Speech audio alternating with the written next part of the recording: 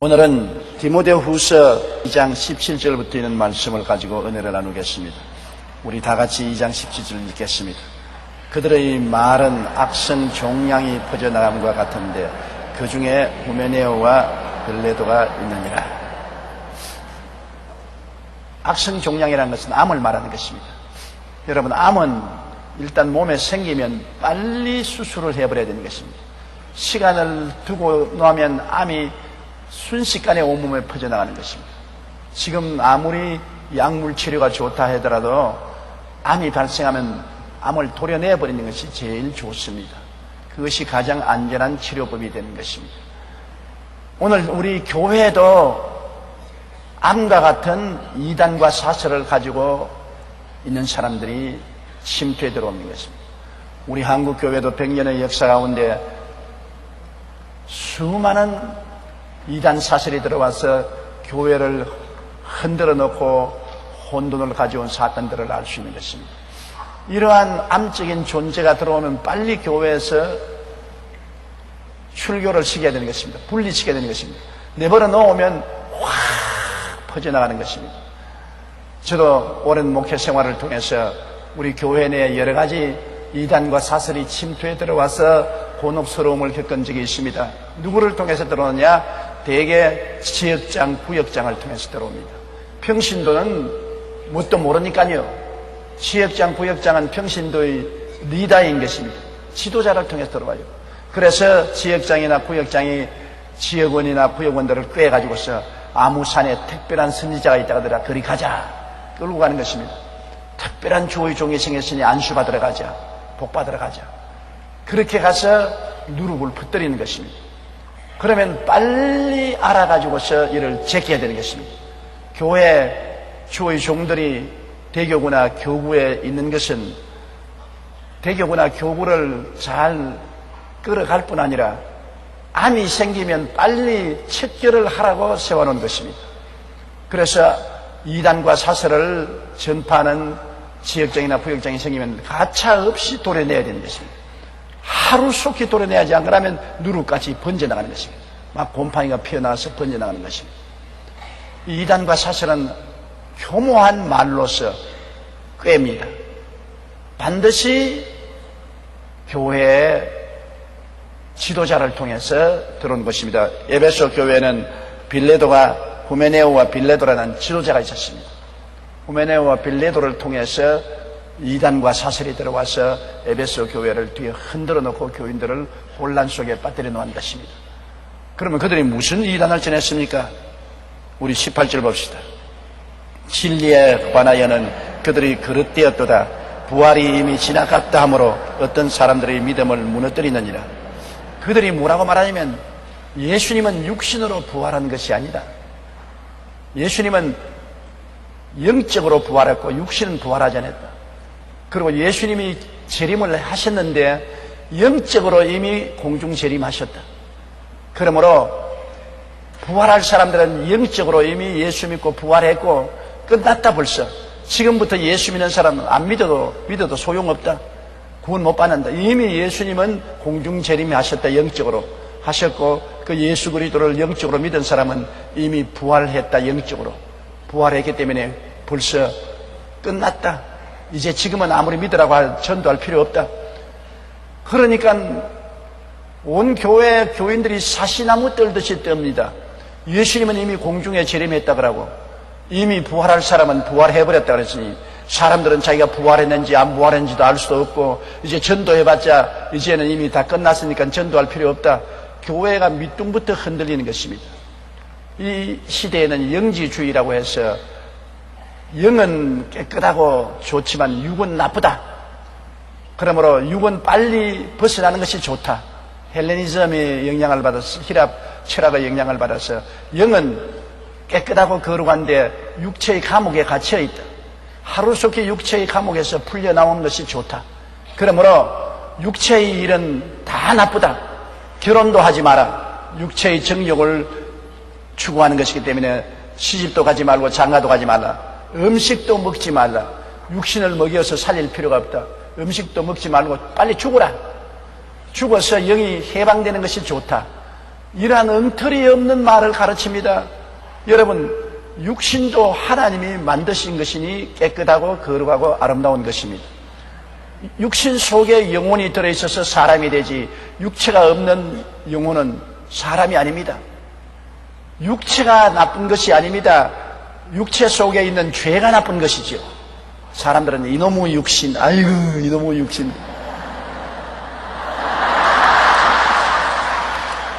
육신이 왜 나쁩니까? 육신이 건강해야 그 속에서 살면서 우리가 행동을 하고 육체를 통해서 하나님 사업도 하고 찬미도 하고 영광도 돌리죠. 육신 속에 있는 죄가 나쁘지요. 그러므로 죄를 우리가 멀리하고 죄를 내어 쫓아야지. 우리 육체 자체는 나쁘지 않습니다. 육체 자체는 죽어도 나중에 부활하는 것입니다. 그러므로 이 영지주의자들이 크게 잘못된 것은 이원론적으로 영은 깨끗하고 의롭고 거룩하고 좋으나 육체는 나쁘다. 육체의 감옥에서 벗어나야 된다. 그래서 육체가 하는 모든 것은 다 악이다. 그러므로 육체는 하는 것을 정지시키고 빨리 죽어버리는 것이 좋다. 그래야 영이 해방된다. 이런 터무니없는 소리하고 예수님은 영적으로 이미 공중에서 안 보이게 재림을 해버렸다. 그러므로 이미 부활할 사람은 다 부활했으니까 이제 예수 믿어봤자 소용이 없다. 구원 못 받는다. 일대 혼란을 가져왔습니다. 이런 것을 주장하는 사람이 후메네오와 빌레도가 있었던 것입니다. 이래서 사람들의 믿음을 무너뜨렸었습니다. 우리 19절 보십니다. 그러나 하나님의 견고한 터는 서서히 인치심이 있어 일렀으되 주께서 자기 백성을 아신다 하며 또 주의 이름을 부르는 자마다 불의에서 떠날지어다 하였느니라. 그렇게 엉터리 같은 혼란을 끼치더라도 그러나 하나님의 견고한 터는 서서히, 하나님이 우리를 구원하는 견고한 터가 뭡니까? 예수 그리스도인 것입니다. 제가 전문주일에 설교할 때도 하나님이 닦은 터는 아무도 닦을 수가 없다.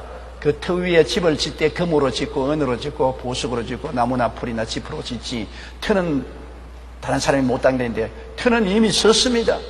예수 그리스도께서 우리 위해서 십자가에서 몸짓고 피 흘려 죽으심으로 우리의 일생의 죄를 영원히 청산해버리고 죄를 용서하고 죄로 말미암아 우리를 잡고 있는 마귀를 멸하시고 우리에게 구원을 베푼 터는 확실히 섰습니다. 이건 절대로 부인할 수도 없고 무너뜨릴 수 없습니다. 예수 그리스도께서 우리의 구주가 되셔서 우리의 구원의 틀을 확실히 섰고 인치심이 있어 일렀을 때 하나님이 인쳤다는 것은 하나님이 보증하신 것입니다. 하나님이 보증하신 것입니다. 그러므로 누구든지 저를 믿으면 멸망하지 않고 영생을 얻으리라는 것은 보증되어 있는 것입니다. 이미 부활해 재림이 이루어졌고 부활이 이미 끝났다, 그런 엉터리 없는 소리 하면 안 됩니다. 그리스도의 구원의 터전은 이루어졌고 이미 하나님이 확증을 하셨고 누구든지 남녀노유 빈부 귀천할 것 없이 예수를 믿으면 죄사함을 받고 마귀에서 해방되고 구원을 받는다. 주께서 자기 백성을 아신다 하였으며, 그러므로 우리 주님께서는 자기 백성을 다 알고 계십니다. 주님은 우리를 우연히 구원한 것이 아니라 만세전에 우리를 아시고 우리를 택하시고 불러서서 구원한 것이기 때문에 하나님이 자기 백성을 알지요. 여러분, 시골에서 병아리 길러보면 참 희한합니다. 암탉에 여러 마리의 알을 까게 해서 다 병아리를 끌고 다니는데, 같은 정원에서 암탉 한 마리가 자기 새끼를 거느리고 꾹꾹꾹 하고 또 다른 암탉이 또 새끼를 거느리고 꾹꾹꾹 하고 가는데, 병아리가 혼돈이 되어서 자기 엄마를 따라서 다른 병아리인데 가면은 반드시 암탉이 쪼아버립니다. 내가 어릴 때 볼 때 참 희한하다. 어떻게 저렇게 분별을 잘하나. 나는 다 보니 노란 병아리 하나도 분별 못하겠는데, 병아리 어미 암탉은 나무 병아리가 손에 들어오면 반드시 쪼아서 쫓아버린 것입니다. 밤에 잘 때 쪽제비가 와서 암탉을 물어서 죽여버렸어요. 그 병아리들은 남아있어서 이 병아리를 살리기 위해서 다른 암탉 병아리인데 섞어놓았습니다. 낱낱이 쪼아서 죽여버리고 쫓아내버려요. 자기 병아리 아닌 것은 절대로 키우지 않아요. 나는 우리 성도들 중에 일랑성 상둥이를 봤는데 이란성 상두이는 서로 달라도 일란성 상두이는 똑같이 보입니다. 얼굴이 똑같이 보여요. 그래서 내가 큰일 났다. 시집 가면 신랑이 누가 자기 아내인지를 어떻게 분별하겠는가. 그런데 우리 성도가 하는 말은, 목사님 걱정할 것 없어요. 우리는 다 알아요. 엄마는 다 분별하더라고. 저놈이 큰 놈이고 요놈은 작은 놈이고 분별하는데, 나는 아무리 눈을 닦고 봐도 모르겠어요. 그와 같이 하나님은 우리가 자기 새끼인지 누가 아닌지 알고 있어요. 하나님이 누가 내 새끼고 누가 내 새끼 아닌지 알고 있어요. 벌써 만세 전에 하나님께서 당신의 백성을 아시고 택하셔서 부르셨기 때문에, 하나님이 자기 백성을 알고 자기 백성을 지켜주므로 이단과 사설이 아무리 떠들어 제껴도 하나님은 자기 백성은 지키신다는 것입니다. 여러분은 하나님의 자식입니다. 하나님이 만세전에 이미 여러분을 알고 택하신 사람들인 것입니다. 그렇기 때문에 여러분을 쉽게 하나님 손에서 빼앗을 자가 없습니다. 예수께서 말하기를 너희를 내게 주시는 만유보다 크심에 나의 손에서 빼앗을 자가 없나니라, 그렇게 말한 것입니다. 그러므로 하나님의 진리의 터는 굳세게 서고 이미 쳐졌고 주께서 자기 백성을 아신다 하였으며, 그 다음 주의 이름을 부르는 자마다 불의에서 떠날지어다 했느니라. 주의 이름을 부르는 참으로 구원받은 하나님의 백성들은 이런 이단과 사설에서 떠난다는 것입니다. 안 따라간다는 것입니다. 자기 하나님이요 자기 주가 아닌데 따라갑니까? 안 따라가고, 또 세상 불의에서 떠난다. 세상에서 음란하고 방탕하고 부패하고 불의한 삶에서 떠나서 성령으로 거룩한 삶을 살게 된다는 것입니다. 우리 예수 믿는 사람이 그리스도를 믿고 하나님의 은혜로 죄사함을 받고 마귀에서 노예람 받았지만은, 그 후에 신앙생활은 힘써 성령을 의지해서 거룩하게 살아야 되는 것입니다. 믿는 자와 믿지 않는 자의 차이가 뭡니까? 안 믿는 자는 세상의 속에서 부패하고 더럽고, 믿는 자는 하나님께 속에서 거룩하고 깨끗한 것입니다. 생각이 거룩하고 말이 거룩하고 행동이 거룩한 것입니다. 예수 믿는 사람과 안 믿는 사람이 그 점에서 다른 것입니다. 물과 기름은 아무리 섞어 놓아도 함께 합쳐지지 않고 서로 분리되는 것처럼, 믿는 자가 아무리 세상에 갖다 놓아도 세상과 합쳐지지가 않습니다. 믿지 않는 자의 속에는 악령이 있고 믿는 자 속에는 성령이 계십니다. 영이 다릅니다. 세계가 달라요. 믿지 않는 사람은 세상에 속하고 믿는 자는 하늘나라에 속하고, 영이 다르고 속해 있는 세계가 다르기 때문에 말하는 것과 행동하는 것이 다른 것입니다. 그러므로 하나님께서 말하기를 하나님의 이름을 부르고 구원받은 사람은 이단과 사설에도 끌려가지 않거니와 이 세상에 속하지 아니하고 거룩하고 의롭고 깨끗하게 살아야 된다는 것입니다. 예수님의 보혈이 얼마나 효과가 있느냐 하면, 아담과 하와가 죄를 짓고 죄값으로 하나님께 사형선고를 받고 쫓겨난 것입니다. 그 죄로 쫓겨나니까 먼저 죄를 지은 마귀는 죄의 근원인 것입니다. 먼저 하나님을 배반하고 떠난 죄의 근원인 마귀가 와서 그 죄값으로 사람들을 움켜잡은 것입니다. 마귀의 발톱과 손톱으로 하나님께 버림받은 사람은 죄 때문에 확 움켜지는 것입니다. 이제 그 마귀의 손톱에서 벗어날 수가 없어요. 죄가 있는 이상은 죄를 통해서 확 손톱과 발톱을 박아서 붙잡고 이제 마귀의 종으로 삼았습니다. 마치 매가 날라오다가 새를 탁 가로채서 발톱으로 확 쥐어 박아서 붙잡은 것처럼 모든 사람들이 태어날 때부터 마귀에게 그렇게 잡힌 것입니다. 그 마귀의 발톱이 바로 죄의 발톱인데, 이 죄가 없어지면 발톱이 빠져버리는 것입니다. 그런데 하나님 앞에 죄를 지었는데 이 죄를 어떻게 없습니까? 그 죄를 누가 갚아줘야 되는데 죄 있는 사람이 죄를 못 갚지 않아요.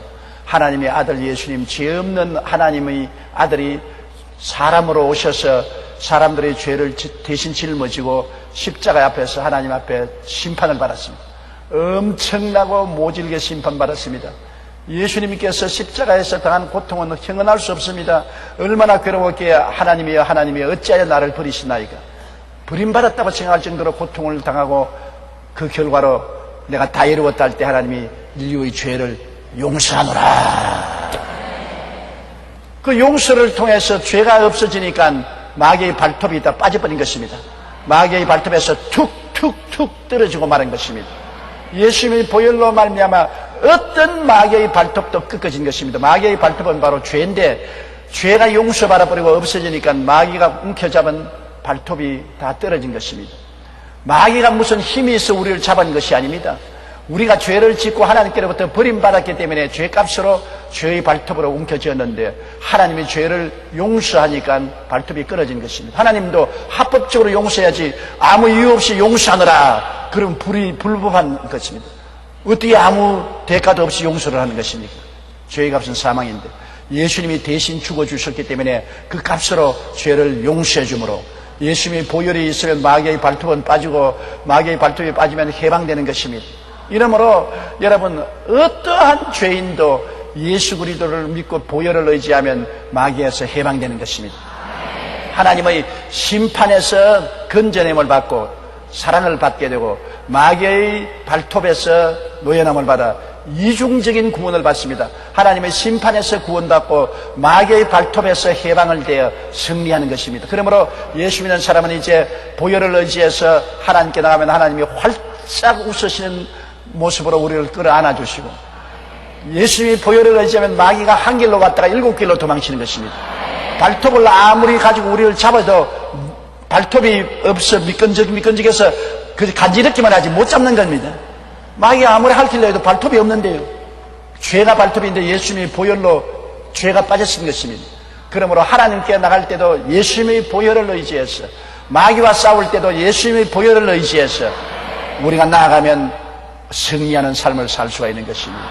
그러므로 하나님의 백성은 이미 하나님이 아시고 인치시고 하나님은 자기 백성을 돌보기 위해서 예수님의 보혈의 능력을 허락하여 주셨습니다. 우리는 그리스도의 보혈을 의지해서 하나님께 나가고 마귀에서 해방되었으니 마귀의 짓을 버려야 되는 것입니다. 죄짓고 불의하고 추악하고 음란하고 방탕하고 세속적인 삶을 청산해야 되는 것입니다. 청산하지 못하고 자꾸 거기 끌려 들어가면 마귀의 발톱이 새로 생겨나는 것입니다. 예수님의 보혈로 청산하고 예수 믿는 사람으로서 정의롭고 거룩하고 충성스러우며 탐욕을 저버리고 주님 중심으로 서는 삶을 살아야 되는 것입니다. 20절요. 큰 집에는 금그릇과 은그릇뿐 아니라 나무그릇과 질그릇도 있어 귀하게 쓰는 것도 있고 천하게 쓰는 것도 있나니. 농촌 시골에 가면 그릇 몇 개 없어요. 살간에 보면은 그릇 몇 개 없어요.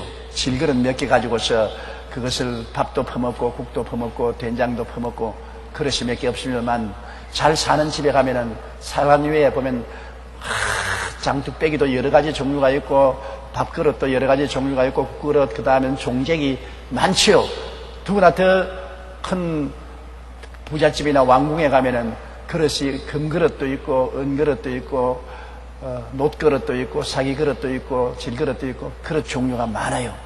그래서 손님에 따라서 굉장히 귀한 손님은 금그릇에, 그 다음에 은그릇에, 그 다음에 청동그릇에, 사기그릇에, 아무것도 아닌 거지는 질그릇에다가 밥을 담아주는 것입니다. 사람이 대접받는 것도 그릇에 따라 달라요. 그런데 하늘나라의 집은 큰 집입니다. 하늘나라 집은 굉장히 큰 집이에요. 그 큰 집에 하나님께서는 사람에 따라서 금그릇도 있고 은그릇도 있고 사기그릇도 있고 질그릇도 있어요. 제가 주일날 설교할 때 우리의 삶을 따라서 사랑과 순종의 삶을 살면은 금으로 집을 짓고 하나님의 구속적인 은혜 오중복음과 삼중축복을 알고서 그에 따라 살면 은그릇이 되고 은으로 집을 짓고 그 다음에 성령의 은사를 따라서 살면은 보석의 집을 짓고 세상을 따라 살면 나무나 풀이나 짚으로 집을 짓는다고 말한 것처럼 그릇 또 한 가지예요. 우리가 정말 하나님을 사랑하고 순종하며 사랑으로서 생활을 사는 사람은 금그릇이에요. 하나님이 금그릇으로 사용하는 거예요. 그 다음에는 신앙에 올바르게 서서 진리를 잘 분별하고 대소의 은총을 따라 사는 사람은 은그릇이에요. 은그릇이에요. 그 다음에 예수를 믿고 성령 충만한다는 사람은 구리 그릇이요. 그 다음에 왔다 갔다 하는 사람은 사기 그릇이요. 1년에 크리스마스 때 한번 나오고 부활절 때 한번 나오는 사람은 질그릇이요. 순종과 신앙생활에 따라서 우리 그릇이 달라요. 달라요. 우리가 자식들 길러봐도 알잖아요.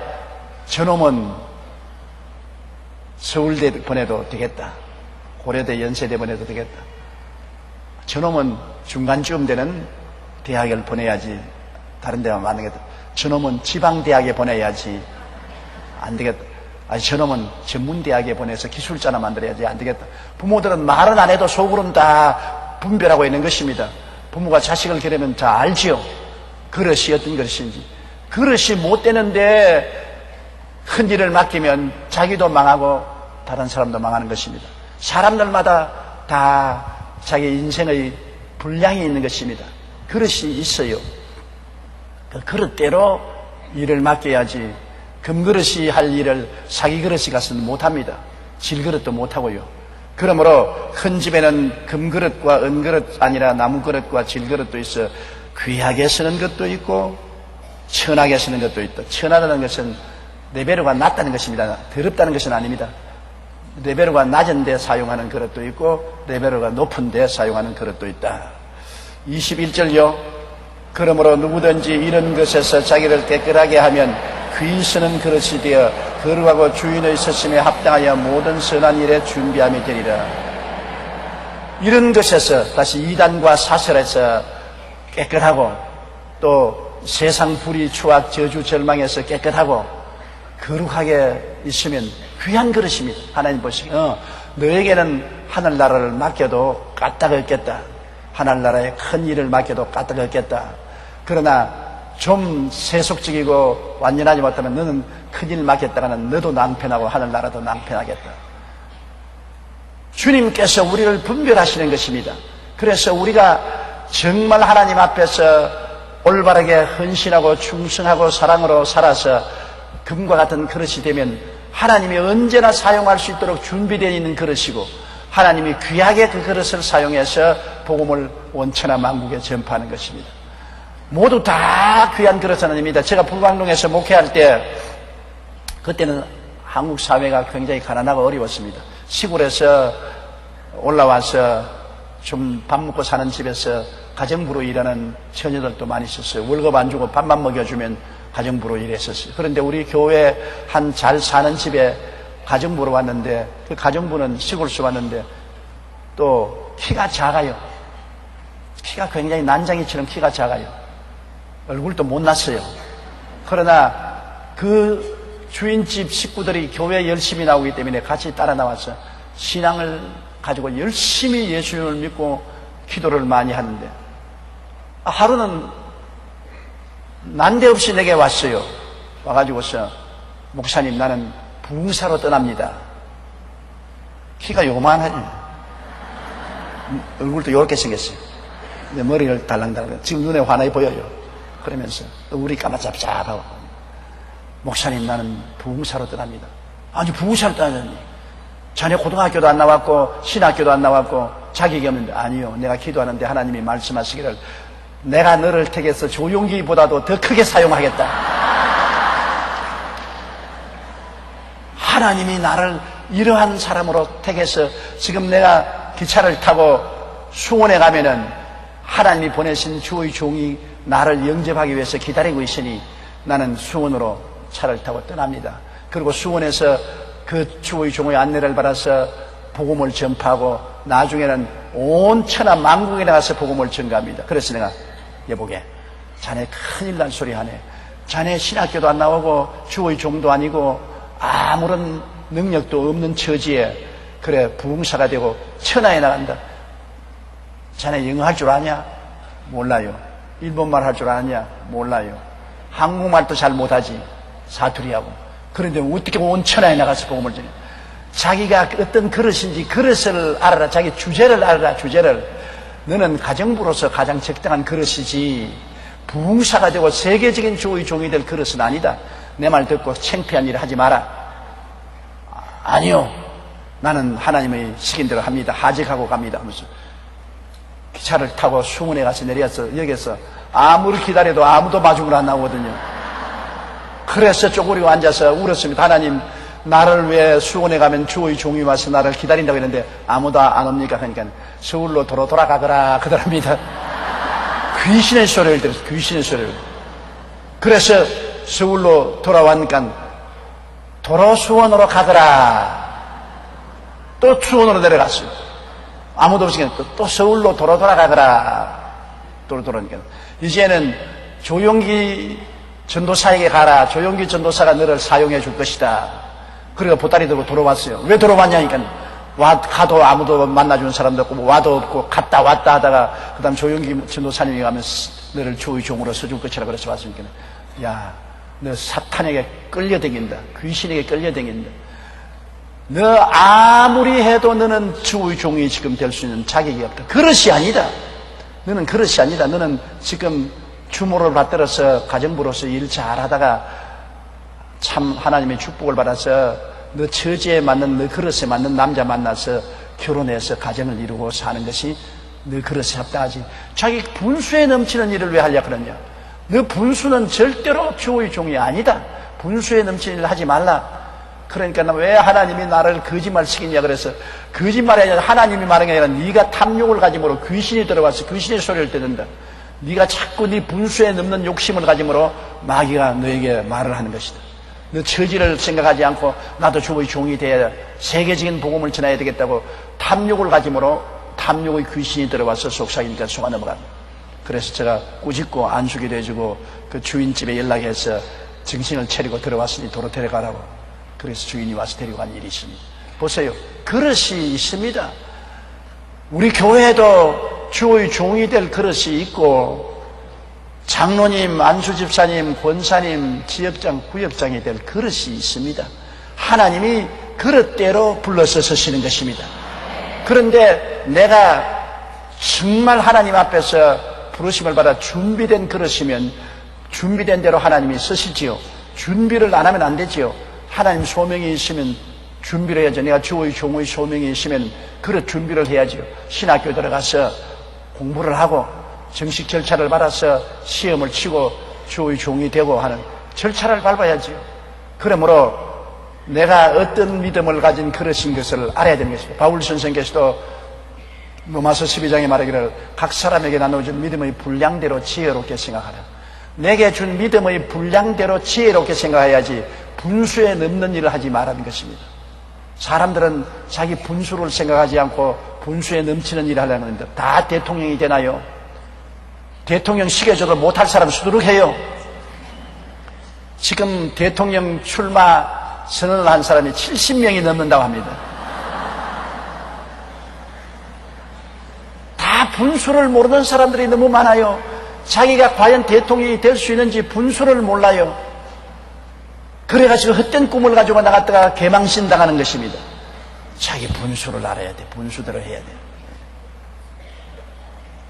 그러므로 누구든지 이런 것에서 자기를 깨끗하게 하면 이단과 사설과 세상의 죄에서 깨끗하게 하면 주님이 귀하게 설 그릇이 되어서 선한 일에 준비함에 의해서 필요하면 하나님이 언제나 불러서 서시는 것입니다. 그릇을 하나님이 준비해서 서시는 것 굉장히 중요한 것입니다. 우리는 언제나 그러므로 하나님이여 내 분수에 맞게끔 주님 필요하면 언제나 나를 불러 서시옵소서. 나를 늘 준비하고 깨끗하게 하면은 하나님이 들어서는 것입니다. 나를 준비하고 깨끗하게 하지 않고 그냥 바람 부는 대로 물결 새는 대로 세상과 섞여 살면은 하나님이 쓰고 싶어도 못 쓰는 것입니다. 우리가 하나님을 사랑하면 큰 일에만 하나님 섬기는 것이 아니라 적은 일에도 하나님 섬기는 것입니다. 큰 것만 위대한 것 아닙니다. 적은 일에도 하나님 쓰기는 일은 위대하고 중요한 것입니다.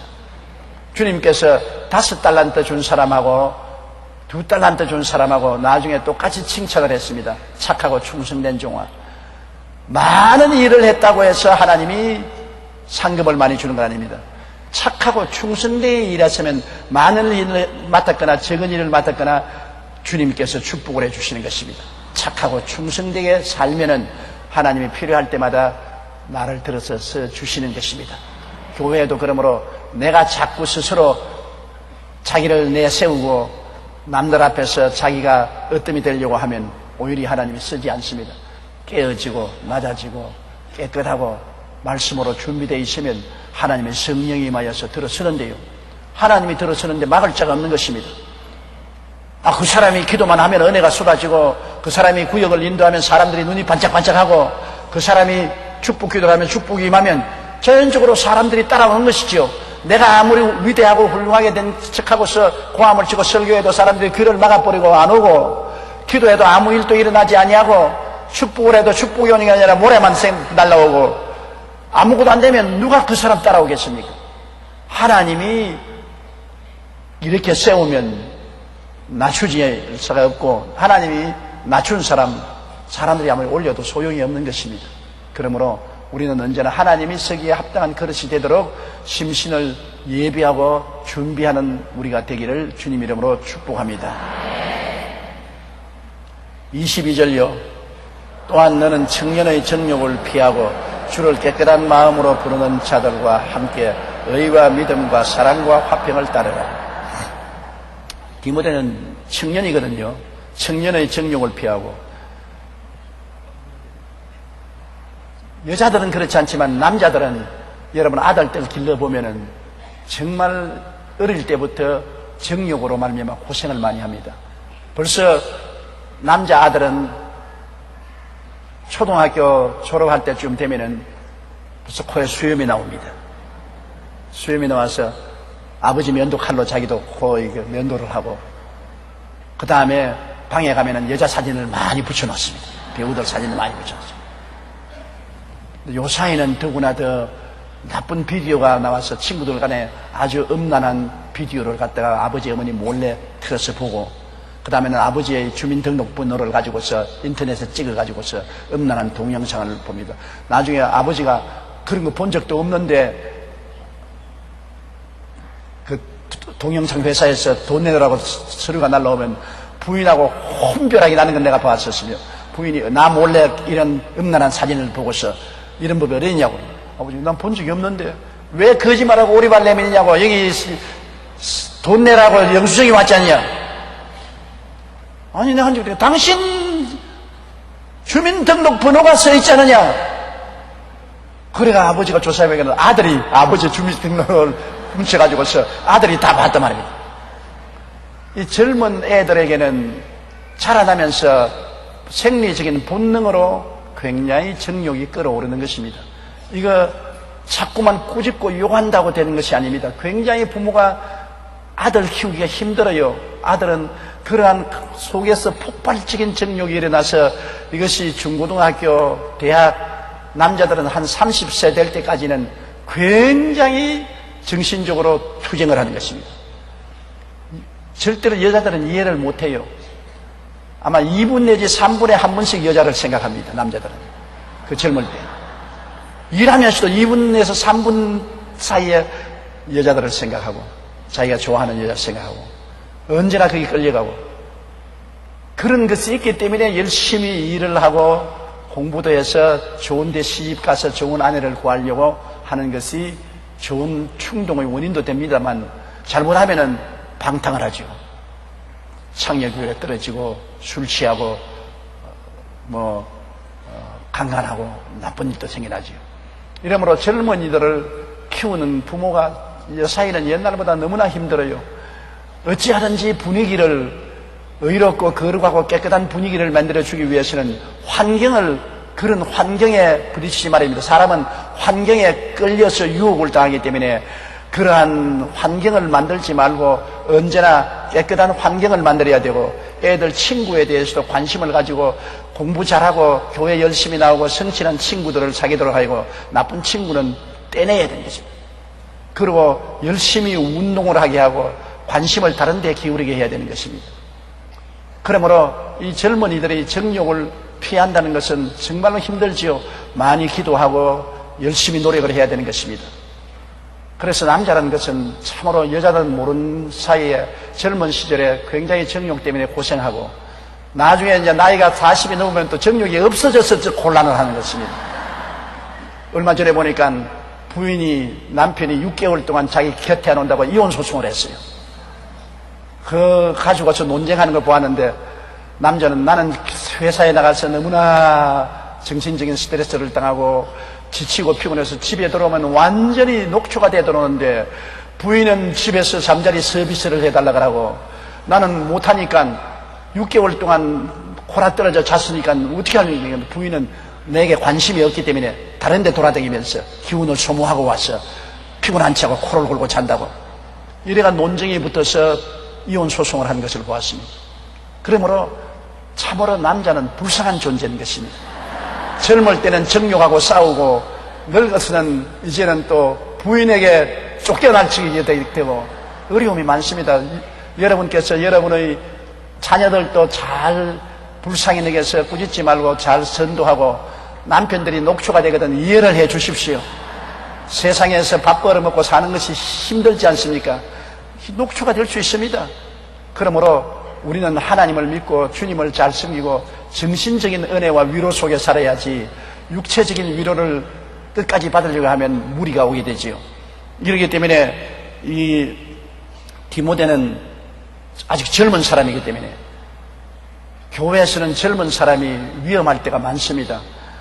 왜냐하면 허물없기에 주의 종이 되면은 사람들과 마음대로 만나고 신방도 마음대로 하는 것입니다. 그렇게 사회가 허락해 주었기 때문에 교회에서 쉽게 남녀간에 만나고 또 신방도 마음대로 하고 함으로 잘못된 생각이 들어오면 타락할 수가 있는 것입니다. 굉장히 브레이크를 걸어야 되는 것입니다. 굉장히 주님 중심으로 서고 성령의 은혜를 입어야 되기 때문에 바울 선생은 디모데에게 이것을 말한 것입니다. 청년의 정욕을 피하라는 것입니다. 피하라. 죄를 부딪히면은 넘어지기가 쉽습니다. 피하는 것이 제일 좋습니다. 죄는 독사와 같아서 독사가 나불나불 하거든 피하는 것이 괜히 그걸 쥐으려고 하다가는 손가락 물리는 것입니다. 죄를 피하라. 제가 신학교 다닐 때 우리 신학생 중에 한 사람이 자기는 성결하게 되어서 조금도 죄에 영향력이 없다 그랬어요. 그런데 난 굉장히 감탄을 했어요. 나는 죄의 유혹을 많이 받는데 저 사람은 어떻게 거룩하냐. 그래서 나는 그 사람하고 논쟁을 할 때 죄는 피하는 것이 제일 좋다. 죄가 있는 곳에 가지 말고 멀리 도망치는 것이 좋다. 나는 성결하게 되기 때문에 죄 가운데 들어도 까딱없다 그러면 졸업하기 전에 죄 짓고 퇴학되어서 모가지 날아갔어요. 교회에 나오는 나무집 일하는 아줌마인데 아줌마하고 눈이 맞아가지고서 달아나 버렸어요. 학교도 안 나오고. 그래서 죄하고 아무 상관이 없던 사람이 제일 먼저 죄를 짓더라고. 얌전한 고양이 부뚜막에 올라간다고. 먼저 올라가더라고. 여러분, 죄를 이제는 절대로 이길 수 있는 힘이 있으니 괜찮다고 하는 사람은 위험합니다. 죄는 피해야 되는 것입니다.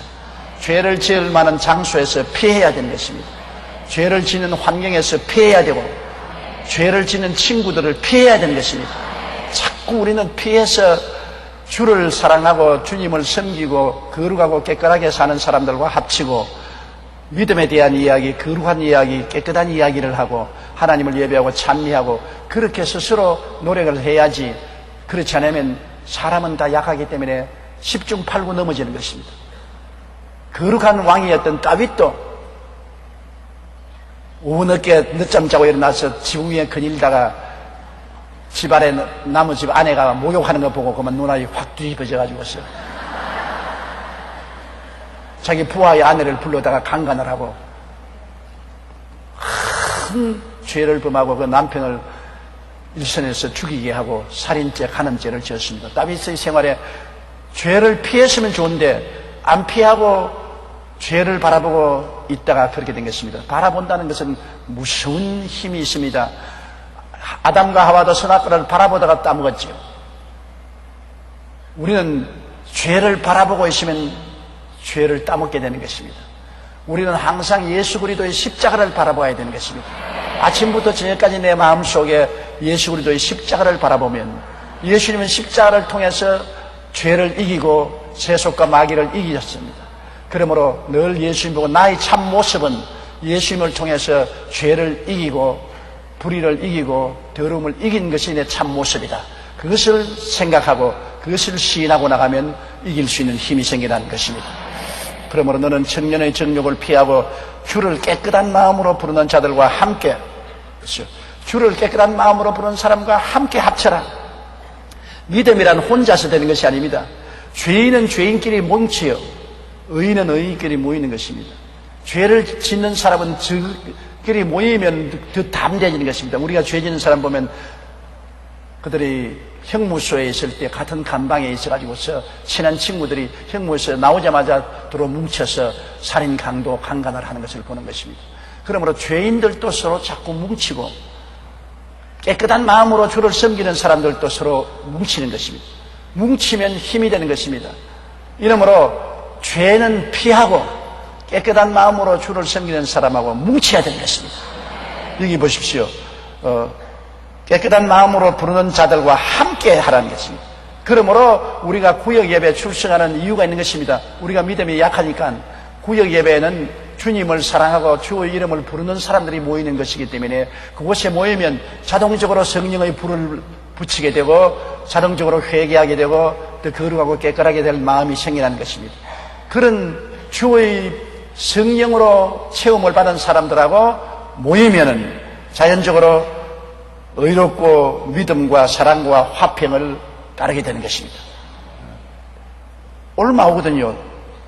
다른 사람이 믿음이 강한 의롭게 살면 나도 의롭게 살아야 되겠다고 묻어오는 것입니다. 다른 사람이 믿음으로 하나님께 나아가면 나도 믿음으로 살아야 되겠다고 본을 보게 되고 사랑을 실천하면 나도 사랑을 실천해야 되겠다. 그리고 다른 사람이 화평을 따르면 나도 화평을 따라야 되겠다. 사람은 옆에 사람의 영향력을 절대로 받습니다. 그러므로 우리의 자녀들도 그렇고 우리 자신도 그렇고 자녀들에게는 언제나 죄악을 피하도록 도와주고 예수 믿는 친구들과 만나서 서로 주의 사업을 하고 주님을 위해서 일하는 무리가 되도록 만들어주고 우리 자신도 그래요. 우리 자신도 세상을 피하는 게 제일 좋습니다. 안 믿는 계모임이나 안 믿는 동창회나 안 믿는 광망단이나 묻지 마소 여행객들이나 이런들하고 뭉쳐가면은 아무리 숯불이 뜨거워도 양 사방에서 찬물을 끼얹으면 그만 꺼져버리는 것입니다. 그런 무리에 들어가면 마귀가 마음을 바꿔놓고 야 예수 믿는 거 바보 같은 일이다. 이 세상에 이렇게 재미가 많은데 뭘 예수 믿고 주여 주여 하고 사느냐. 살다가 죽으면 그뿐이지. 이렇게 해서 신앙을 시켜버리고 마는 것입니다. 그러나 부흥에 출석한다든지 구역 예배에 온다든지 오늘같이 성경 공부하는지 여기에 하나님 말씀을 들으면 또 마음이 싹 달라지는 것입니다. 성령의 불이 타기 시작하고 야 나도 의롭게 살고 믿음으로 살고 사랑으로 살고 화평을 쫓아 살아야 되겠구나. 그래서 영생을 취하고 천국에 올라가야 되겠구나. 그런 마음으로 변화되는 것입니다. 사람은 환경의 영향력을 받는 존재인 것입니다. 여러분 좋은 친구를 반드시 사귀세요. 천당에 올라가는 사람들마다 같은 천국에 올라갈 좋은 친구를 사귀십시오. 신앙의 동지들이란 굉장히 필요한 것입니다. 그래서 늘 어려울 때 같이 연락해서 기도하고 같이 짐을 나누어 주고 기쁠 때도 같이 기뻐하는 신앙의 동지는 굉장히 필요한 것입니다. 우리 주의 종들도 그래요. 신앙의 동지가 굉장히 필요해요. 저는 나의 신앙의 동지로서 김삼한 목사, 김장한 목사, 박종순 목사 이런 목사들은 한국에서 지도적인 주의 귀한 목사님들이 계세요. 하용조 목사 이런 분들하고 전화 연락도 하고 모여서 점심 식사도 하고 저녁 식사도 하고 함께 운동도 하면 서로 주고받는 말을 통해서 믿음이 굉장히 힘을 얻고 용기를 얻게 돼요. 그러므로 세상하고 모이지 말고 믿는 사람끼리 자기보다 더 신앙이 좋은 사람끼리 모이면은 굉장히 이익이 많은 것입니다. 그러므로 바울 선생은 디모데가 외롭지 않습니까? 젊은이로서 핍박은 심하고 자기의 선생되는 바울은 감옥에 갇혀서 사형을 기다리고 있고 외롭고 슬프고 고통스러워서 혼자 몸부림치는데 에베소에 떨어뜨려 놓았으니까 걱정이 되죠. 근데 젊으니까 낙심하셔서 그만 세상으로 떨어지지 말고 청년의 정욕을 피하라. 그리고 예수 잘 믿고 잘 섬기는 사람들하고 함께하라. 그래서 그들과 함께해서 의를 추구하고 믿음을 추구하고 사랑을 추구하고 화평을 따르라. 그렇게 하면 믿음이 불꽃같이 일어나고 믿음의 상실이 없을 것이라고 부탁하는 것입니다. 23절요. 어리석고 무식한 변론을 버리라. 이에서 다툼이 나는 줄 알미라. 어리석고 무식한 변론이라는 것은 사람들이 정말 근본적인 문제인 예수님이 십자가에 죽었다가 부활하시고 그를 통해서 우리를 구속해 주신 근본적인 은혜를 이야기해야지. 소련이 공산화할 때 그때 소련에 있는 교회 지도자들이 무슨 논쟁을 하고 있었느냐. 바늘 끝에 천사들이 몇 명이나 올라설 수 있느냐. 그 이야기를 논쟁을 붙였습니다. 바늘 끝에 천사가 몇 명 올라설 수 있느냐. 그 논쟁의 해가 무슨 소용이 있습니까? 어리석고 무식한 변론이지요. 그런 변론을 하고 있는데 공산당은 혁명을 일으켜서 나라를 점령해버리고 말한 것입니다. 어리석고 무식한 변론을 해서는 소용이 없는 것입니다. 우리는 근본적인 문제를 언제나 중심을 잡는데, 근본적인 문제는 아버지와 아들과 성령이 중심이 되고 예수님의 십자가 구속이 중심이 되고 성령의 역사가 중심이 되어서 우리가 죄사함을 받고 마귀를 이기고 구원의 은총을 베푸는 이런 일을 해야지. 그 위에 쓸데없는 소리. 왜냐하면 교회 나올 때 어떤 옷을 입었어야 되는데 이런 옷을 입지 않으면 타락한 사람이다. 이런 옷을 입은 사람은 거룩한 사람이다. 그런 가지고 논쟁을 아무리 해봤자 소용이 없어요. 옷이 있는 대로 입으면 되지. 특별한 옷을 입어야 교회에 나올 수 있는 것은 아니잖아요. 그 지엽적인 문제를 가지고 논쟁을 해서는 안 되잖아요. 이러므로 어리석고 무식한 변론하지 말라는 것입니다. 그런 말을 하면 그냥 뒤돌아서 버리고 말아요. 논쟁하지 말아요. 신학적인 논쟁 필요 없는 것입니다. 나는 근본적인 신앙, 예수 믿고 오중보험과 삼중축복을 꽉 잡았으면 그래서 오케이입니다. 그에 대한 이야기는 좋아도 그를 떠난 이야기는 하지 마십시오. 꿈에 천사가 나타났느니 안 나타났느니, 너는 천사를 못 봤으니까 너는 신앙이 없느니, 너는 천사를 봤으니까 신앙이 있나니, 그런 쓸데없는 소리, 어리석은 소리 하지 마십시오. 천사 못 봐도 신앙이 좋은 사람 많고 천사를 봐도 개망나니 같이 사는 사람도 있어요. 그런 것 가지고 왜 말합니까? 말씀에 서서 신앙생활하는 것이 좋고 자기 인간적인 체험을 가지고 이것을 주장하는 것은 어리석은 일인 것입니다. 어리석고 무식한 변론을 버려라. 이에서 다툼이 나는 줄 압니다. 다툼이 나고 분열하면 아무 이익이 없지 않습니까? 24절요.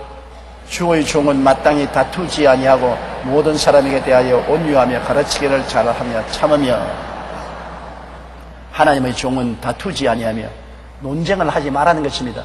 논쟁이 일어나면 이겨도 잃어버리고 져도 잃어버립니다. 남하고 말다툼을 하면 내가 이기려고 하지 않습니까? 이겨놓으면 진 사람은 나를 외면해버리는 것입니다. 또 내가 지면 또 체면이 말이 아닌 것입니다. 그러므로 다툴 때는 이기지도 말고 지지도 말고 큰 이해관계가 안 붙은 이상은 그냥 듣고 지나가 버리는 것이 좋습니다. 더구나 부부간의 싸움에서 다투어서 이겨도 소용없고 져도 소용없는 것입니다. 젊을 때는 뭣도 모르고 이기려고 애를 쓰는데 저도 젊을 때 이기려고 애 많이 썼어요. 그런데 경험을 해보니까 이겨도 소용없고 져도 소용없어요. 이겨놓으면 한 달 동안 꼬부라져 가지고서 안 펴지는데 죽을 징인 것입니다. 나중에 무릎을 꿇고 빌어야 펴지지. 마누라 하면 이렇게 대놓으면 좀처럼 안 펴져요. 펴기가 힘들죠. 이겨도 이거 또 논쟁을 해서 마누라에게 져놓으면 소위 가장이 사나이 대장부가 마누라에게 졌다는 열등을 싣고 좌절감 때문에 밖에 나가서 술 퍼먹고 밤에 안 들어오고 그렇게 하는 것입니다. 이겨도 소용없고 져도 소용없는 것은 논쟁을 피하는 것이 좋습니다. 더구나 주의 종이 논쟁을 하면은 참 입장이 곤란한 것이 장로나 성도들하고 말다툼을 해서 이겨놓으면 진 교인들이 교회 와서 은혜 못 받지요. 그리고 또 져놓으면 이긴 평신도가 목사 제가 아무것도 아니고 무식하기 짝이 없다. 나하고 입다투면서 나에게 졌다 그러지요. 이겨도 안 되고 져도 안 돼요. 그럼 어떻게 하냐? 싱긋이 웃고 있는 거예요. 싱긋이. 그저 다툼이 생기면 웃고, 그저 내가 다 덕이 부족하니까 그렇습니다. 늘 양해해 주십시오. 그리고 웃고 마는 것이 제일 좋습니다. 그것이 이게 성경의 진리뿐 아니라 제가 일평생 목회를 해보니까 절대로 다투지 말아야 돼요. 나는 우리 최자실 목사님 천당 가신 어른 두고서 이런 말 하기가 어렵지만은 최 목사님은 성격이 굉장히 칼날 같아서 뭘 잘못했다고 싶으면 칼로 확 째가 소금을 탁 쳐버리는 것입니다. 말은 그냥 막말을 해버립니다. 그러면 소금이 치니까 따갑고 팔딱팔딱 하니까 그 다음에는 울고 불고 원망을 하고 저게 찾아오면 저는 이제 소방수예요. 우리 최 목사님이 불을 붙여놓으면 나는 가서 끕니다. 그래서 아유 오해를 하지 마십시오. 최 목사님이 당신 잘 떼라고 그랬지 못 떼라고 그러지 않습니다. 또 나이가 많으니까 성격이 그렇지 않습니까? 이해를 하십시오. 내가 대신 비니까 그저 마음을 안정하게 하시고 편안한 마음을 잡으세요. 밤낮으로 소방대로 돌아다니는데 애를 먹었습니다. 한 번은 미국에서 미국 군 장성이 내게 밤중에 전화가 왔어요. 국제적으로 전화가 와서 고함을 벼락같이 치고서 너 고소하겠단 말이지. 그럼 왜? 뭐 때문에 밤중에 왜 미국 장성이 내게 전화가? 그분이 한국 여자하고 사는데 집에 자개장에다가 학도 자개를 해놓고 뭐 용도 그려놓고 있지 않습니까? 자개장에. 그 집에 가서 최 목사님이 예배를 드리면서 이게 모두 다 사탄이니까 부숴야 된다고. 그래가지고서 몽둥이를 가지고 자개장을 박살을 내버렸었습니다. 이 남편은 한국 전쟁에 참석하고 한국에 출근했을 때 선물로 받은 자개장이기 때문에 집에 오니까 다 깨어나거든. 누가 깨었노? 아, 주의 종인 최자실 목사님이 오셔서 이게 사탄이라고 깨어나게 해서 그냥 다 깨버려. 아이고, 남편이 아주 화가 머리끝까지 나서 변호사에 소송해서 모든 손해배상을 하겠다. 그래서 내가 전화를 들고 얼마나 빌었는지 우리 교회가 그걸 믿는 것이 아닙니다. 우리 최 목사님은 무식할 뿐입니다. 열심은 많아도 지식이 부족해서 그런 행동을 했는데 절대로 내가 시킨 것도 아니고 우리가 자개장을 깨뜨리라고 가르치지 않습니다. 우리는 예수님 잘 믿고 믿음, 소망, 사랑 가지고 평화를 가지기를 원하지 과격한 것이니 절만 내가 사죄한다고 그게 들어간 비용 파기된 것은 내가 대신 갚겠으니까 분노를 그치라고 용서해달라고 그렇게 빌고 비니까 나중에 이제 그처럼 이제 이해하겠다고 안 갚아도 좋다고 그래서 문제 해결했습니다. 참 여러분 다툰다는 것 괴롭습니다. 우리 최 목사님은 그 신앙은 본받아야 돼요. 절대 우상은 허락하지 않기 때문에 어느 집에 가도 어린아이들은 또 장난감이 있으면 다 부숴버리거든. 장난감이 그 귀신이라고. 그러니까 애들이 울고 불고 장난감 부들었다고 야단 법석을 하고 그럼 또 뒤에 가서 난 또 다 도로 장난감 도로 사다 주고 또 빌고 참 많이 빌었습니다. 그래서 비는 것에 이제는 일이 생겼어요. 잘 빌어요. 이제는 우리가 주의 종은 다투지 말아야 되는 것입니다. 어찌하는지 한 사람이라도 마음에 상처를 입히지 말고 이해하고 동정하고 사랑해서 주님 은혜를 받도록 하는 것이 주의 종의 목적이지 다투고 이겨서 무슨 소용이 있는 것입니까? 예수님 구원을 받아서 은혜 속에서 자라도록 하는 것이 주의 종의 목적이기 때문에 마땅히 다투지 아니하고 많은 사람에 대하여 온유하다 부드럽고 따뜻해야 된다. 주의 종은 많은 사람에 대해서 마음이 부드럽고 따뜻하게 대해줘야 된다. 사람이 처음 만났을 때 주의 종이 눈을 치켜 뜨고 얼굴이 굳어 있으면 아유 내가 무슨 죄를 지었나 무슨 계시로 나의 잘못한 것을 봤나 왜 저렇게 무섭게 얼굴을 가지고 있냐 불안하거든요. 주의 종은 그리스도의 이름으로 가는 것이기 때문에 예수님과 같이 온유한 마음으로 부드럽고 따뜻한 마음으로 대해야 되는 것입니다. 내가 신앙상담을 해보면 우리 성도들이 신앙상담 와서 대개 앉아있는데 손을 가만히 보면 손이 달달달달달 떨고 있어요. 왜냐하면 긴장을 해가지고 있어요. 조목사 보고 긴장할 것 아무것도 없어요. 그런데 제 앞에 와서 신앙상담하러 와서 달달달달달 손이 떨고 있는 것을 보고 말할 때 입술이 발발발 떨리는 것을 봅니다. 얼마나 긴장하겠는가. 그 긴장하는데 제가 굳은 얼굴로 무뚝뚝한 말로 대답하면 얼마나 마음에 스트레스를 받겠느냐. 부드럽게 눈꼬리에 웃음을 띄우고 부드럽게 말을 하고 듣고 그러면 마음이 풀리고 평안해지거든요. 이렇기 때문에 나중에 신앙상담 많이 하고 나중에 끝나면은 입이 아프다고요. 자꾸 웃었기 때문에. 자꾸 웃어야 돼요. 그리고 신앙생활 나오기 전에 거울 쳐다보고 한 번 웃고 그렇게 나와야 돼요. 왜냐? 인상이 부드러워야 다른 사람이 겁을 집어먹지 않습니다. 저도 그래요. 저도 정부의 고위 인사를 만나러 갈 때 그 사무실에 들어가면 반갑게 맞이해주지 않고 웃지도 아니하고 아주 우울한 얼굴을 가지고서 멍청하게 대하면 굉장히 내 마음속에 긴장이 되고 스트레스가 됩니다. 무엇 나에게 대해서 잘못된 생각을 가지고 있느냐, 무슨 악의를 가지고 있느냐, 굉장히 스트레스 걸리지만 반갑게 웃으면서 따뜻한 손으로 악수를 해주고 여기 앉으십시오, 차 가져오너라, 그래서 차를 대접하고 하면 마음이 푸근해지고 마음이 온유해져서 아주 대하기가 좋은 것입니다. 그러므로 여러분, 우리는 어떻게 해도 울어보고 웃어보니 웃는 것이 낫더라고. 우는 것보다도 웃는 것이 낫습니다. 항상 웃으세요. 웃으면 나도 젊어지고 병도 낫고 남도 젊어지고 병도 낫는 것입니다. 웃으면 병을 치료하는 위대한 치료자가 되는 것입니다. 마음의 즐거움은 양약입니다. 내게만 좋은 약이 되는 것이 아니라 상대편에게도 약이 되는 것입니다. 그러므로 남편 만나거든 항상 웃으세요. 남편 보고. 즉 간에 바람이 들어갔나 왜 자꾸 웃냐, 그래도 좋습니다. 간에 바람이 들어갔다 해도 좋아요. 남편 보고 웃으십시오. 아내 보고도 자꾸 웃으십시오. 만나거든 얼굴을 긴장을 하지 마십시오. 얼굴 근육에 긴장이 되어 있으면은 자기도 스트레스 걸리고 남도 스트레스 걸립니다. 저는 언제나 집에 돌아가면 우리 총장이 오면 얼굴부터 먼저 쳐다보는데 웃고 있으면 마음이 푸근해지고 얼굴이 긴장이 되어 있으면 나도 긴장이 됩니다. 사람은 전부 다 상대적인 존재인 것입니다. 자기 혼자 살지 않아요. 함께 사는 것입니다. 그렇기 때문에 상대가 즐거우면 그 즐거움이 내게도 전달해 오고, 상대가 슬프고 긴장하고 노하면 내게도 그것이 다가오는 것입니다.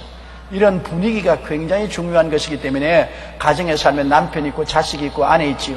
자기 혼자 사는 것이 아니기 때문에 전체적인 분위기를 위해서 항상 웃는 얼굴을 가지고 온유한 마음을 가지는 것이 좋습니다. 그러므로 주의 종은 혼자 살지 않아요.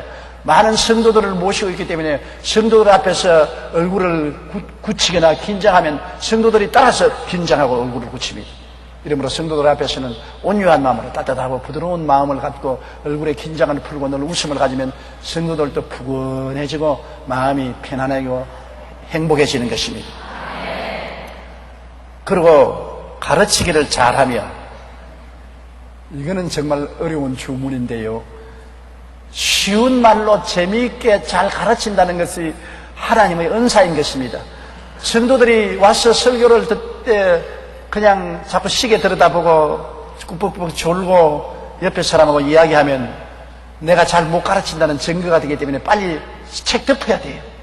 저는 설교하거나 성경 공부하다가 가만히 보고 이러고 그 다음 시계 들여다보고 그렇게 하면 그쳐야 되겠다, 빨리빨리 마무리 지어라, 그렇게 사인을 받습니다. 잘 가르치면은 몇 시간을 가르쳐도 입을 딱 벌리고 받아먹어요. 재미가 있으니까. 그러므로 설교는 제일 쉬운 말로 해야 되고, 어려운 말로 하면은 문자를 쓰면은 못 알아듣지 않습니까? 그러니까 될 수 있으면 문자를 쓰지 말고 어린아이라도 알아들을 수 있도록 쉬운 말로 하고, 또 재미가 있어야 돼요. 재미없는 것 사람들이 들으려고 안 하니까 재미있어야 되고, 그 다음에 내용이 있어야 돼요. 흩은 소리 해봤자 소용이 없어요. 정말 내 생활과 가정생활과 나의 삶에 유익이 되는 교훈을 들을 수 있어야 되는 것입니다.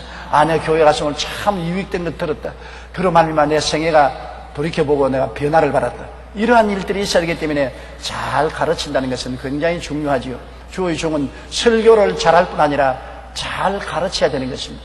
주일날 설교는 대개 처음 믿는 사람, 안 믿는 사람들이 오는 사람들을 구원하기 위한 설교를 많이 하지요. 그러나 수요일날 이 성경 공부 시간에는 잘 믿는 사람들에게 예수님의 깊은 교리를 가르치는 것입니다. 그러므로 잘 가르쳐서 신앙이 굳세게 되도록 도와주는 것은 굉장히 중요한 것입니다. 그러므로 가르치기를 잘하며 참으며, 왜? 무엇인지 시간이 안 걸리고 되는 것 없어요.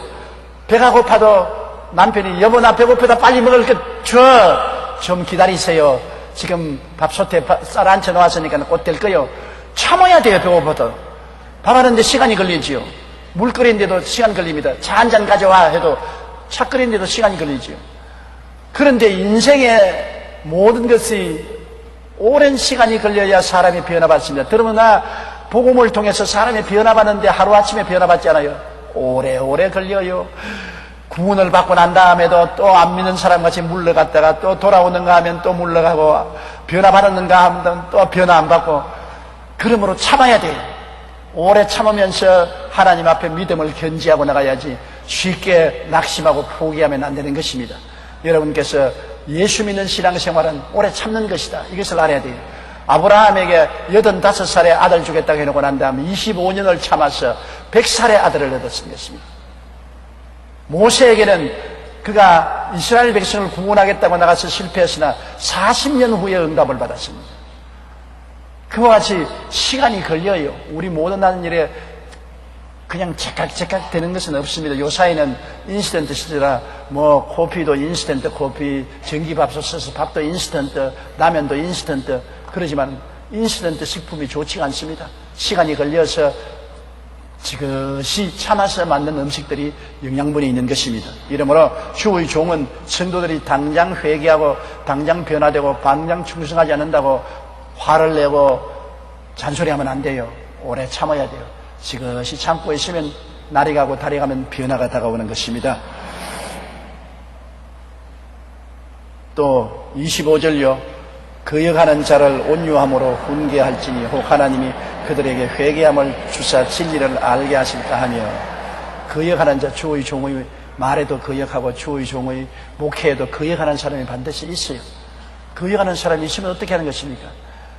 성격이 급하면 거역하는 사람하고 상대해서 그냥 욕을 하고 싸우고 하면 그 영혼을 잃어버리고 말죠. 그렇기 때문에 저는 늘 나에게 하는 말은, 내게 거역을 하는 사람이 있으면 그 사람 편에서 볼 때는 내가 나쁘게 보이기 때문에, 그러므로 참아야 된다.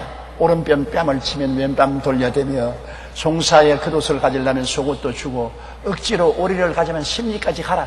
그 말 제가 늘 합니다. 옛날에 처음 예수 믿었을 때 난 그 성경을 읽고 낙심을 했습니다. 예수 믿는 사람이 이렇게 손해보고 어떻게 사느냐. 오른뺨을 치면 왼뺨도 돌려대고, 겉옷을 달라면 속옷도 주고, 오리를 가지면 심리까지 따라가는 이런 바보 같은 신앙생활을 하라고 하느냐. 왜 주님이 이렇게 했었냐. 젊을 때는 상당히 이 성경을 반발했습니다만, 나이를 먹고 지긋하게 되니까 이 성경 말씀마다 좋은 것이 없어요. 왜냐하면 오른뺨 뺨을 치면, 나도 뺨을 같이 치면 분쟁이 일어나고 평화가 없어지고 마음이 흥분되고 고함치게 되고 아드레날린이 나와서 몸이 파괴되는 것입니다. 제일 중요한 것은 평안이 제일 중요한 것이기 때문에 두 대 얻어맞고도 평안한 것이 좋다. 살아보니 맞더라고요. 두 대 얻어맞더라도 마음에 흥분하지 않고 평안한 것이 좋지, 같이 싸움이 붙어서 상처 입고 와이셔츠 단추가 떨어지고 소매가 나가고 그런 것보다 나아요. 더구나 부부간에 같이 사는데 부부간에 싸움이 붙으면 부인에게 한 대 얻어맞거들란 또 다른 분 한 대 때려. 그러고라도 편안하면 좋아요. 부와 부인하고 싸워가지고서 내리 때리고 세간 도구 깨뜨리고 분쟁을 일으켜서 온 집안이 적지판이 되면은 얼마나 손해가 많습니까? 한 차를 더 맞는 게 낫죠. 그것도 달라거든 속옷까지 주라. 옷, 여러분 입던 옷 그 같이 돈 얼마나 안 비싸요? 더구나 속옷은 때가 묻었고 혹은 이도 있고 빈대도 있을는지도 몰라요. 그 옷을 달라거든 속옷도 벗어주고, 내가 손해나더라도 평화, 화평을 가지는 것이 좋아요. 오리를 가져가든 심리까지 좀 더 수고하더라도 평안한 것이 좋아요. 이 세상에 가장 중요한 것이 마음의 평안과 생활의 평안인 것입니다. 여러분, 평안을 위해서 손해보십시오. 평안이 행복의 근원이 되는 것입니다. 내 마음에 평안하면 병도 들지 않고 오래 사는 것입니다. 화를 내면은 소화도 안 되고 심장병, 온갖 고혈압, 온갖 병도 와요. 마음이 평안하기 위해서 내가 손해를 좀 보더라도 마음이 평안한 것이 좋고, 손해를 좀 보더라도 가정이 평안한 것이 좋고, 손해를 좀 보더라도 교회가 평안한 것이 좋습니다. 우리가 북한하고 같이 이 말을 떼고 있는데, 우리가 북한에게 손해를 많이 보지 않습니까? 쌀 달라, 비료 달라, 의약품 달라, 온갖 것 달라 하는데, 죽어서 전쟁 안 일어나는 것이 좋습니다. 우리가 손해를 좀 보더라도 북한에 죽어서 서로 싸움이 안 하는 게 좋지, 싸움이 나면은 있는 것 다 날아가 버립니다. 평안을 잃어버리면. 서울에 불바다가 되면 우리가 어디에 있겠습니까? 그리고 전쟁이 일어나면은 외국인이 투자 안 할 것이고, 한국에는 기업들이 다 기업을 할 수 없게 될 것이고, 손해가 많단 말입니다. 평안한 것이, 내가 좀 손해보고 평안한 것이 좋기 때문에 쌀도 보내주고, 비료도 보내주고, 이약품도 보내주고, 그리고 자꾸 달래고, 악수를 하고, 평안하면 나중에 죽고 사는 것은 하나님이 결정할 것이지, 우리가 결정할 것이 아니니까, 평안하면 우리가 편안하게 살 수 있잖아요. 그러므로 여러분, 제 말을 꼭 기억하세요. 절대로 손해보더라도 평안을 얻으십시오. 평안은 진주와 다이아몬드인 것들은 언쟁을 해서 이기는 것은 진흙입니다. 이기는 것은 진흙이고 평안은 다이아몬드이기 때문에 아예 내가 손해보고 다이아몬드 얻는 게 낫지, 이기고 진흙을 손에 쥐는 건 아무 소용도 없어요. 평안, 부부간에도 평안, 부모 자식 간에도 평안, 할 수 있는 대로 평안하십시오. 점 생사가 걸리는 것이면 안 되지요. 그러나 할 수 있으면 평화를 가는 것이 제일 좋습니다. 그래, 거역하는 자들을 부드럽고 따뜻한 마음으로 훈계해서 평안하게 인도하는 것입니다. 그러면 논쟁을 붙은 사람도 나중에 내가 잘못했구나, 회개할 수 있는 기회를 가질 수 있는 것입니다. 막 다투어 놓으면 상처를 입어서 마음에 상처 입은 사람은 절대로 회개하지 않아요.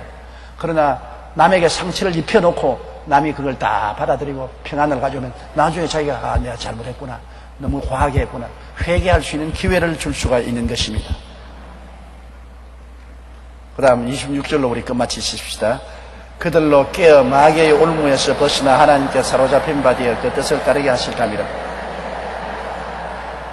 마귀가 분을 내면 마귀가 편을 들어서 올무에 붙잡습니다. 분을 내고 화를 내놓으면 마귀가 와서 춤을 추고 거기에다가 자꾸 불을 더 붙이고 부채질을 하는 것입니다. 저놈이 너를 나쁘게 만든다, 너를 괴롭히려고 한다, 너를 손해보게 하려고 한다, 가만히 있지 마라. 그래가지고 분을 내고 화를 내면 마귀가 와서 올무를 덮어 씌워서 굉장한 다툼을 하고 난 다음 나중에 시간이 지나가도 분이 풀리지 아니하고 화가 풀리지 않습니다. 또 풀려고 해도 이제 민망스러웠어요. 자기가 화를 너무 내놨기 때문에 잘못했다고 말하기가 곤란하지 않습니까?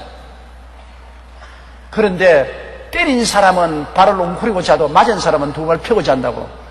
내가 분을 내고 화를 내지 않고 온유하게 대했었으면 내가 사과할 필요도 없어요. 편안해요. 저는 경험상 우리 집사람하고 다투어서 내가 완력을 쓰고 난 다음에는 꼭 나중에 내가 빌어야 돼요. 빌 때까지 참 괴롭습니다. 사람이 빈다는 것 힘들어요. 잘못했단 말고 비는 것 힘든데, 내가 손해를 보고서는 빌 거 없어요. 편안해요. 네가 빌지 내가 빌 필요는 없다. 나는 잘못한 거고, 나는 얻어맞았으니까, 나는 뺏겼으니까, 나는 봉사만 했으니까 내가 뭐 빌 필요가 어디 있냐. 마음이 편안해요. 그러나 내가 잘못하면 마음이 늘 불안해서 빌어야 되겠는데 그래서 부엌에도 따라가 봤다가 안방에도 따라가 봤다가 음식실에 왔다가 눈치 본다고 괴롭고 고통스럽지. 그러므로 그럴 필요가 없지 않아요. 내가 손해보고 평안하면 마음에 평안하고 안심한 마음을 가질 수가 있지 않아요. 그렇기 때문에 마귀의 올무에 걸립니다. 화를 내고 분을 품으면 반드시 마귀의 올무에 걸려서 고통이 많습니다. 그러나 화를 내고 분을 내지 아니하면 저쪽 상대편도 내가 잘못했구나, 저 사람 아무리 손해를 당해도 편안하고 원수를 원수로 갚지 아니하고 사랑을 베푸니까 내가 회개해야 되겠다. 하나님의 교훈을 받아들일 수 있는 마음의 바탕이 되는 것입니다. 우리가 참으면 다른 사람을 구원할 수 있어요. 우리가 참지 않고 같이 싸우면 다른 사람을 구원할 수가 없어요. 그렇기 때문에 우리가 손해를 보더라도 참고 화평을 가져오면 다른 사람이 하나님의 말씀을 받아들이고 회개하고 변화받을 수 있는 기회를 주는 것이고, 우리가 화를 같이 내고 같이 싸우면 마귀에게 올무에 걸리게 만들어서 다시는 우리 말도 듣지 않고 회개하지 않는 그러한 버림받은 사람이 될 수가 있는 것입니다. 우리는 바울 선생의 이 교훈을 잘 들어서 어찌하든지 우리는 마음에 화평을 가지고 살고 온유하고 겸손하게 사람을 대하는 우리들이 되도록 노력을 하십시다.